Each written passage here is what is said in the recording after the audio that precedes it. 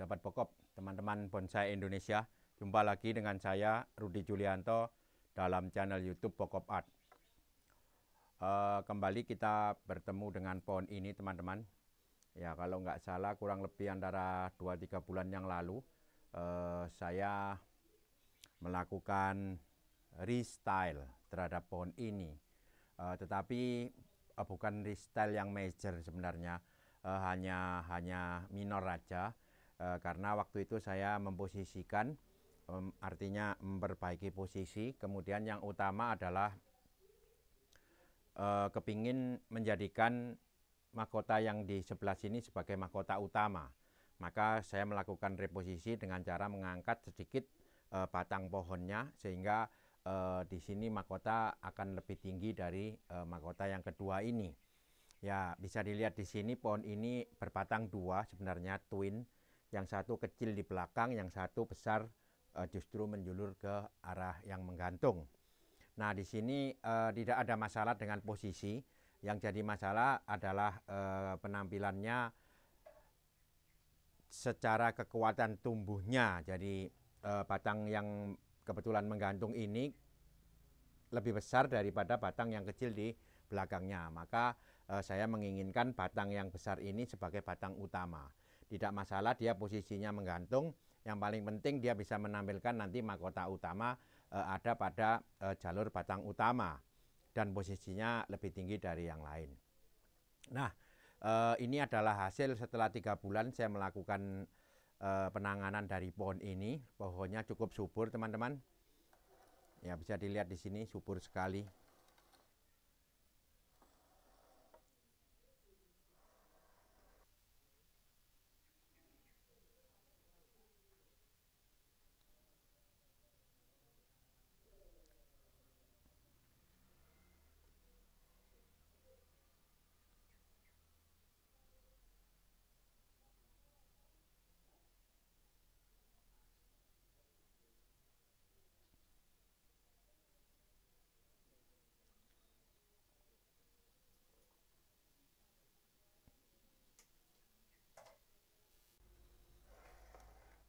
Tentunya dengan posisi yang baru banyak sekali yang harus disesuaikan, terutama penataan perantingan. Ya, pada waktu itu saya langsung juga melakukan penataan perantingan. Ada yang perlu diturunkan, ada yang perlu diarahkan lagi ke sana kemari dan lain-lain ya. Jadi inilah hasil dari perubahan yang saya lakukan kurang lebih 2-3 bulan yang lalu. Ya, waktu itu ada satu cabang ini yang saya kurang sreg sebenarnya penampilannya, karena terkesan berjajar-jajar ini. Jadi kita memutuskan untuk apakah perlu dibuat keringan dengan cara dibuang daunnya, artinya dimatikan, cabang yang sebelah sini dibuat keringan. Ya, nanti jawabannya setelah saya melakukan styling lagi, ataupun perapian lagi dari secara keseluruhan pohonnya. Kita ikuti prosesnya.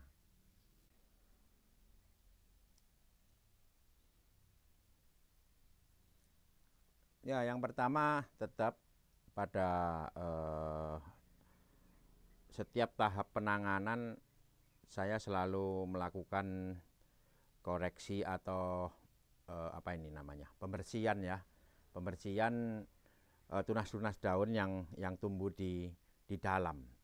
Artinya ini sudah mencapai perpecahan yang cukup maksimal. 4 ada yang sampai jalan ke-5. Perpecahannya sudah sampai ke cucur ranting lebih ya.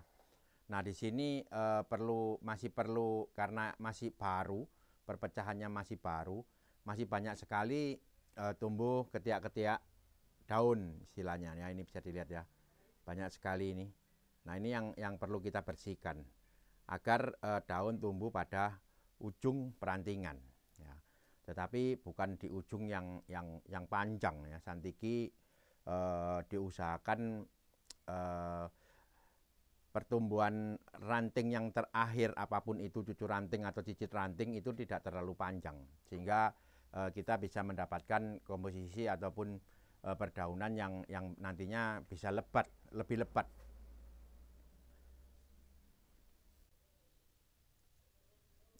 Ini banyak sekali teman-teman yang memang harus dibersihkan dulu. Bahkan ada juga yang mati kering ya, ini seperti ini. Kita buang, kita bersihkan agar pertumbuhannya atau jalur makanan bisa dengan mulus mencapai ke daun yang berada di ujung perantingan.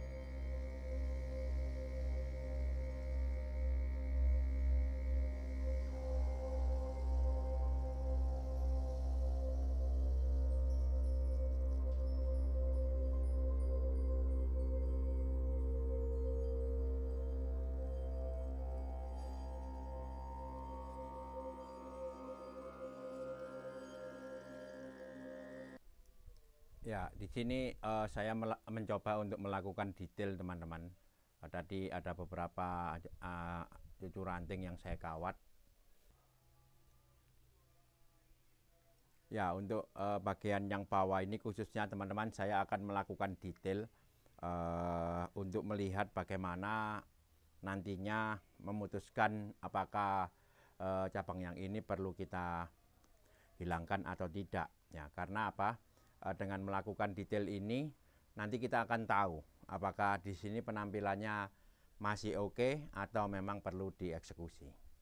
Termasuk yang atas ini tadi sudah kita lakukan pengamatan juga kecil supaya bisa pohonnya lebih detail.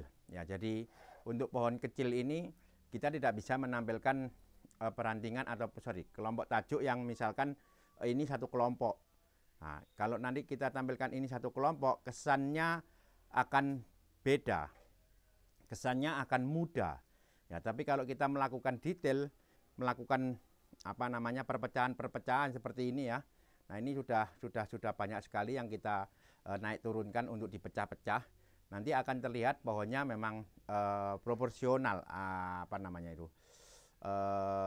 skalatis. Jadi memang meskipun kecil, detailnya juga dibuat tidak kalah dengan yang pohon besar.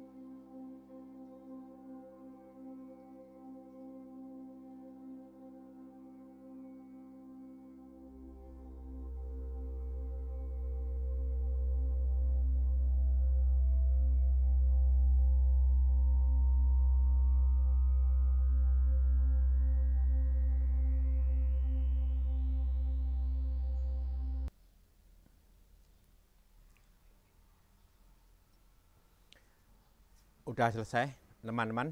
Jadi saya sudah melakukan penataan detail pada bagian-bagian yang krusial, terutama yang di sini ya.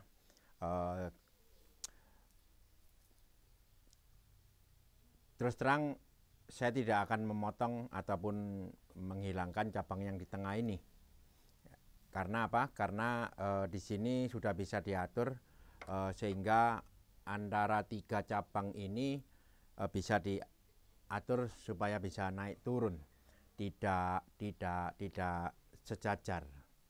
Ya, di awal memang penataannya agak sejajar, tetapi setelah ini ada pertumbuhan-pertumbuhan, kita bisa mengatur agar penampilannya bisa dinamis, lebih dinamis, dan tidak, saya pikir sekarang udah tidak terlalu mengganggu. Apalagi nanti kalau kita bisa mengembangkan lagi, semakin membuat detail lagi perantingan-perantingan yang berada di depan ini, baik itu yang di depan ini maupun yang di atasnya.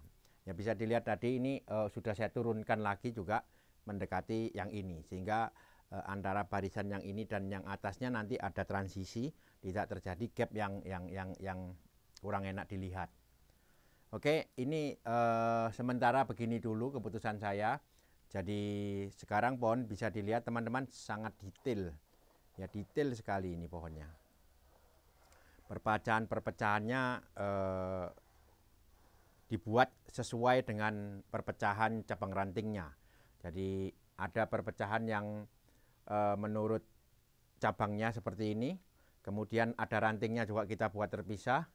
Ya, di sini satu cabang mecah menjadi 1, 2, 3, 4 kelompok ranting, ya kita pisah-pisah. Jadi disitulah artinya apa namanya, meskipun pohonnya kecil tetap detail ditampilkan sehingga skalanya bisa terlihat seperti memang ini pohon besar ya.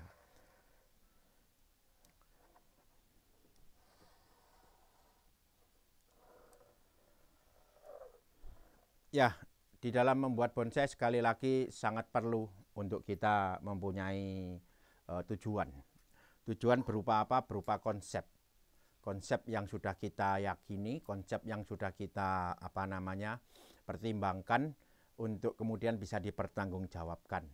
Seperti contoh pada pohon ini, saya selalu mempunyai konsep apabila kita membuat atau harus mendesain bonsai dengan berbatang banyak khususnya, maka batang yang paling gede lah sebaiknya yang menjadi pemimpin. Nah, disinilah konsekuensi konsep saya terapkan pada pohon ini. Ya, jadi sekarang sudah sangat jelas terlihat bahwa meskipun letaknya di bawah, batang yang gede ini menjadi dominan, menjadi pemimpin dari dua batang yang ada. Ya, kebetulan ini hanya 2. Apabila 3, 4, 5, 6, 7, 8, dan 9, silakan dipilih satu batang yang bisa dominan untuk memimpin kelompoknya. Oke, mungkin sampai di sini dulu perjumpaan kita. Semoga ini bermanfaat. Semoga saya dapat mengupdate terus kondisi pohon ini sampai nanti bisa ditampilkan pada sebuah pameran. Terima kasih telah menyimak. Ikuti terus channel YouTube Bokop Art untuk segala info, teknik, dan sharing saya membuat bonsai. Tetap semangat, mari kita berkarya, karya bonsai Indonesia, bonsai tropis, konsepnya Bokop. Salam Bokop.